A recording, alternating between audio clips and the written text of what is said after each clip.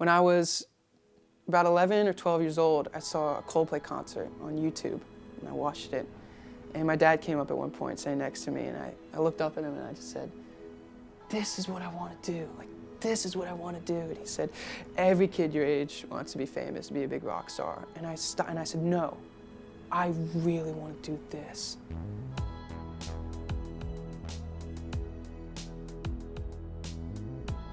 Music has always been super important to me from a young age. It's always meant something to me.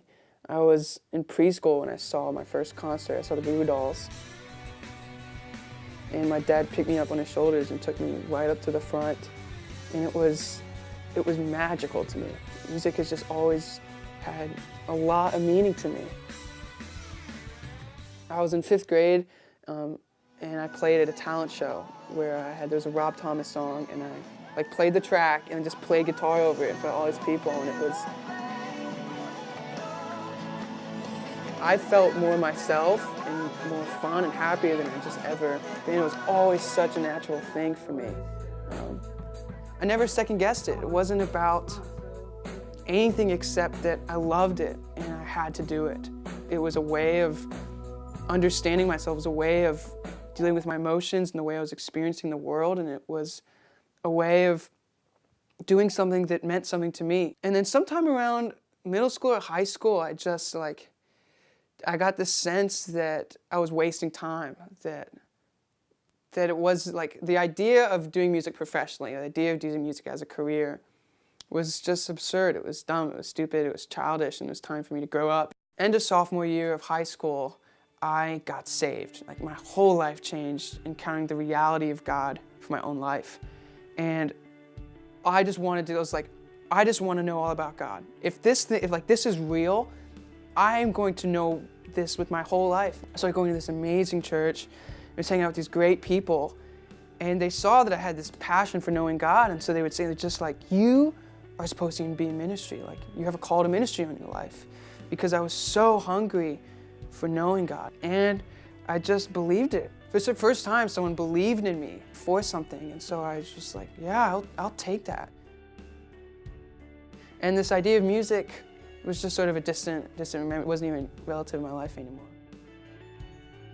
Fast forward freshman, sophomore year of college. All of a sudden, as I'm studying theology and studying to become a minister and a pastor, I thought I'll just start writing again, like writing journals, because that was like the cool Christian thing to do, it was like have a journal. And so I started writing, and by the end of the semester, they were just all songs. Without really my intention, music just sort of came back to me. And so I was so confused and frustrated because there was something inside of me that was tethered to music and what happens when I make music, what happens to me when I listen to music. So I just didn't really know what to do, and I felt like I had no choice. I mean, I had these people who loved God tell me that they saw this for me, and they saw this route of ministry and pastorship over my life, and I took that as God's leading. And so I was at war, and I got really depressed, like sophomore and junior year of college. I was really lost, and I really didn't know who else I was supposed to be. After praying and praying, like, God, tell me what to do, tell me what to do, tell me what to do, tell me what to do, he wouldn't say anything. And so I realized, I talking with friends and talking to mentors of like, I have to choose. Like, I get a choice in my life.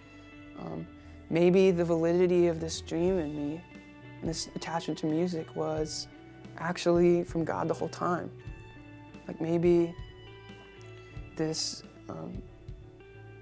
love, this attachment, this belief in music that stayed steady and true all this other time, like, maybe that's what God put in me from the very beginning.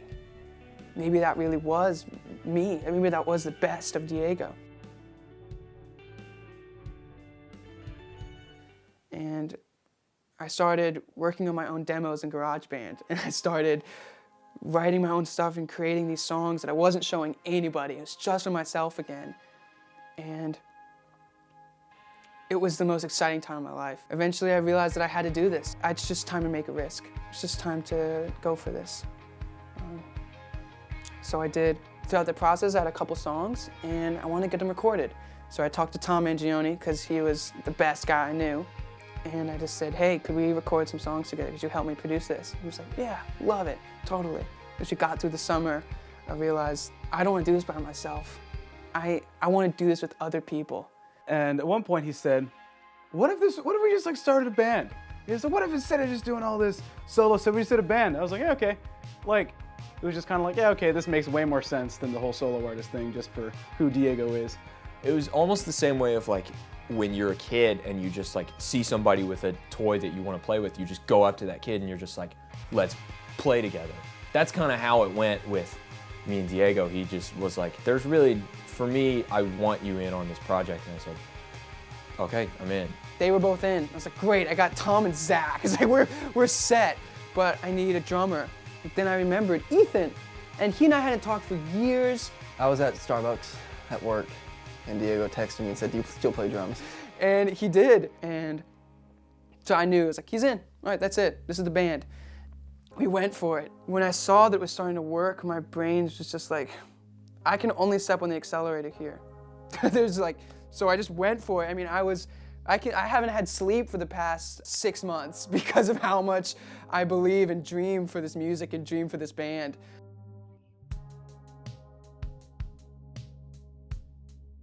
We think that we're making music that means something and that matters. And we think that whatever this is has some kind of purpose and has some kind of meaning.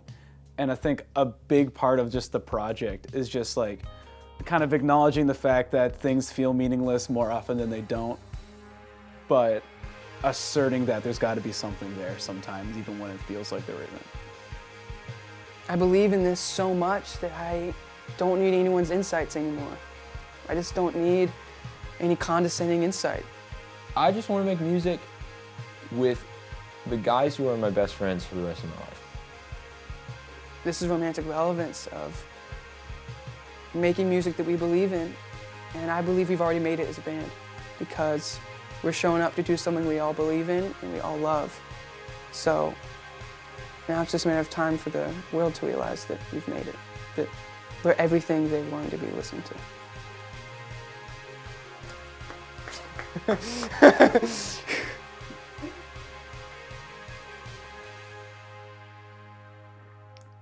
If we're not, say, give it, 4-8 years, we have connections with Jim Owens. So if we're not playing the Olympics by then, there's really no point to any of this.